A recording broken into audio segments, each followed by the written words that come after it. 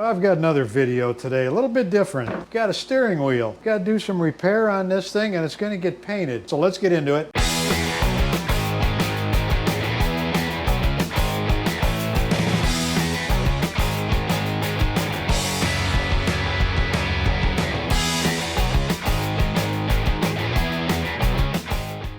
This is out of a '63 Pontiac, belongs to a friend of mine. And I guess these steering wheels are hard to come by in good shape. Plastic will crack, pieces will fall out of it. This isn't bad. It has one crack, slight crack right through here, right in there. And it's got a few little chips here. I'm not sure if I can even get any repair material in there, but there's a little hairline crack in here. I'm going to be using this JB Weld Plastic Repair. Now, I've never used this before, so I'm going to give it a try. Jerry from Lakeside Auto Body, he's got a good video and he used this. It looked like it had good results, so that's why I thought I'm going to try it on this project. This is the crack right here I'm going to fill in. I just want to sand this little area right around it. That's all I'm going to worry about, is just where I'm going to use the repair material for now.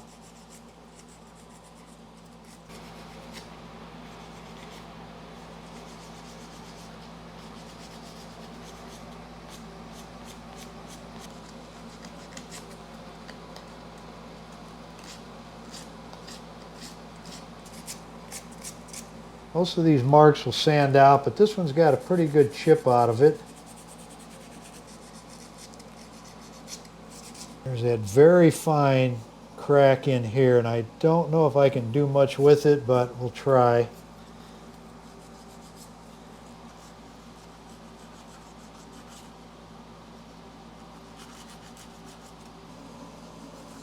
Some of these are kind of deep, so I'll probably just try and put a real tight coat over that. I think everything else will sand out. Use an alcohol wipe on this. Now I'm going to put masking tape where I don't want to get this repair material. Just going to try and follow these cracks. That way I don't have any excess that I have to scrape or sand off.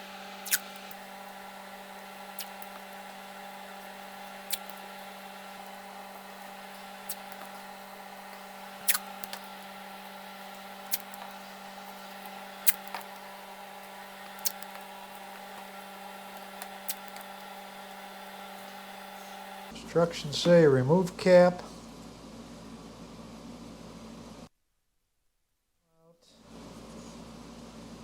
And mix thoroughly.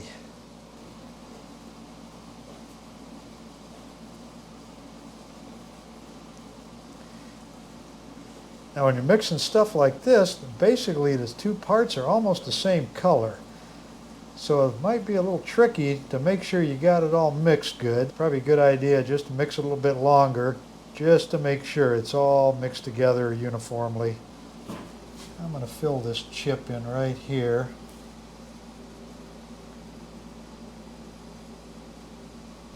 And it's actually kind of thin. It's wanting to run a little bit. I'm going to put a little bit of masking tape over it. Help it hold its form.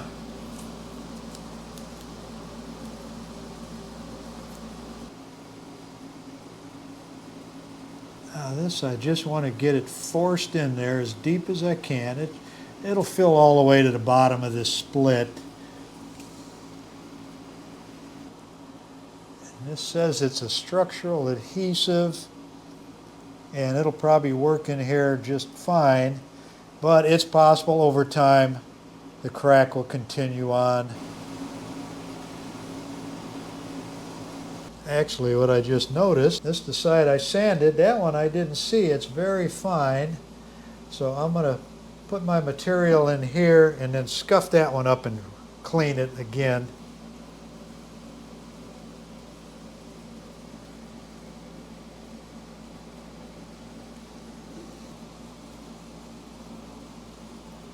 And for these scratches here, I'm just going to force a little in there. Probably most of it's going to sand off anyway.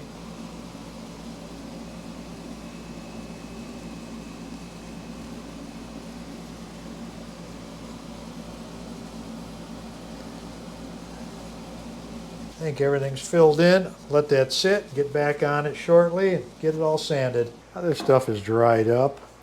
I'm going to try sanding it with 220, see how that works.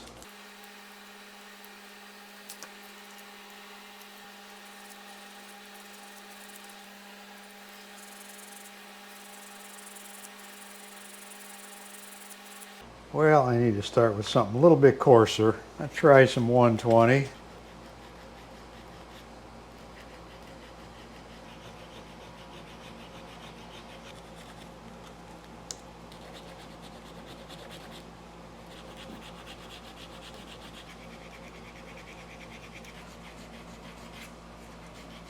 I'm back with the 220.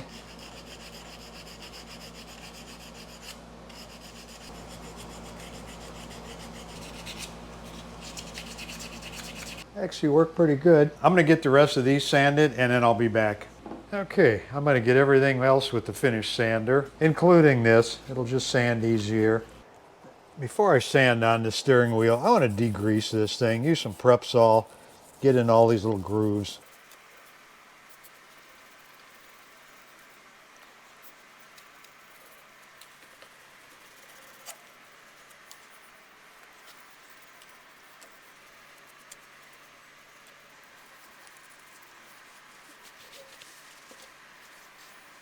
I'm going to start with 220, get this spot of filler cleaned up here, and then try and get a lot of these chips out, and then I'll go to 320.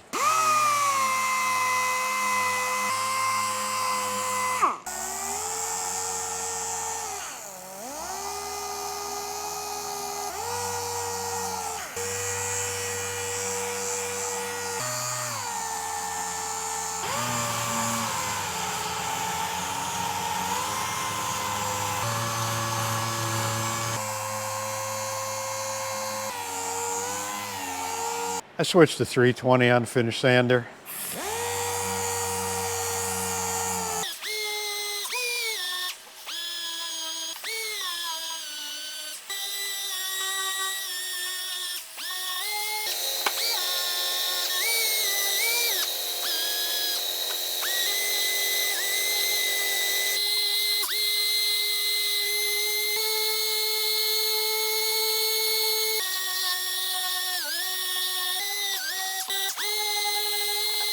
Next, I'm going to take a gray scuff pad, go over everything on this steering wheel. Have to focus pretty good on all these grooves here. Need to get all that sanded down in those deep spots as best as I can.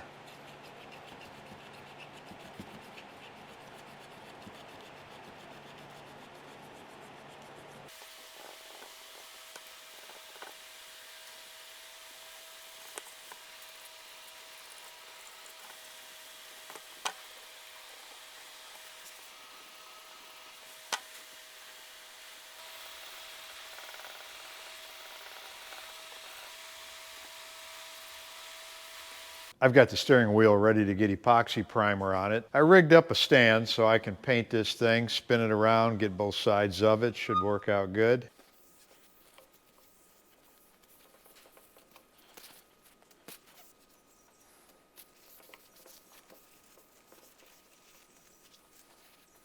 I'm using SEM World Class Primer.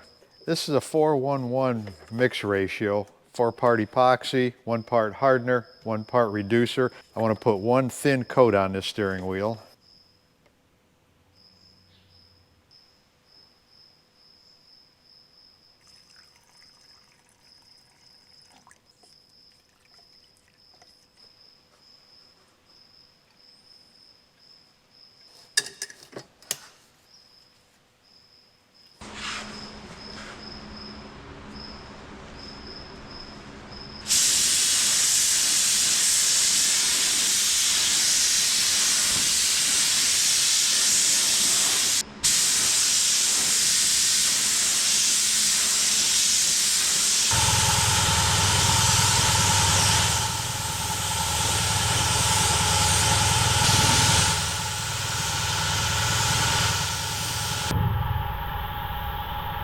All right, the steering wheel is ready to paint. Now with this epoxy primer, there's two things you have to concern yourself with. One is recoat time and one is top coat time. Now the recoat time is how much time in between just applying coats of this epoxy. And top coat time means how soon can you put paint on this without scuffing the primer. And this primer here, it's 1 to 24 hours at about 70 degrees, and it's roughly about 75 right now. So it's been about 4 or 5 hours since I primed this. I can mix up my paint, shoot it right on there without scuffing it. After 24 hours, you'd have to scuff it. Here's the color I'm going to be painting it with. This is the ashtray out of the car. And all these parts were painted in lacquer years ago, and that stuff is gone. There is no more paint codes for this. So when I went to my PPG dealer, they use that camera they put on here. It analyzes the paint, comes up with the closest match. Ended up being a Ferrari color. We use an Omni by PPG, single stage, hardener, and reducer. And this is a 4-to-1 ratio.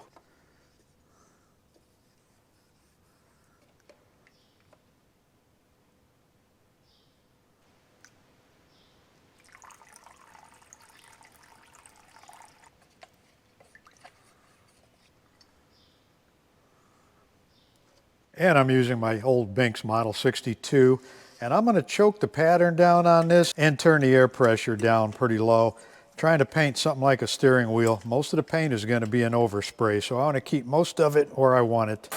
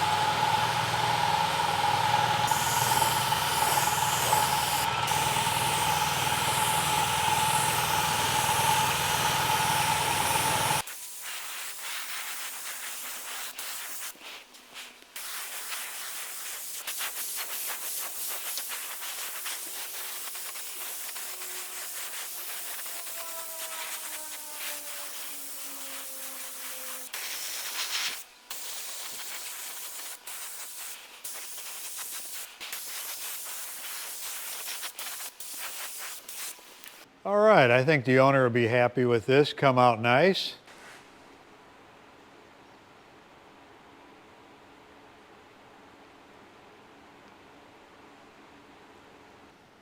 Here's the ashtray. Color's a pretty decent match. Here at Auto Body Training Solutions, we're making steering wheels great again. Thanks for watching.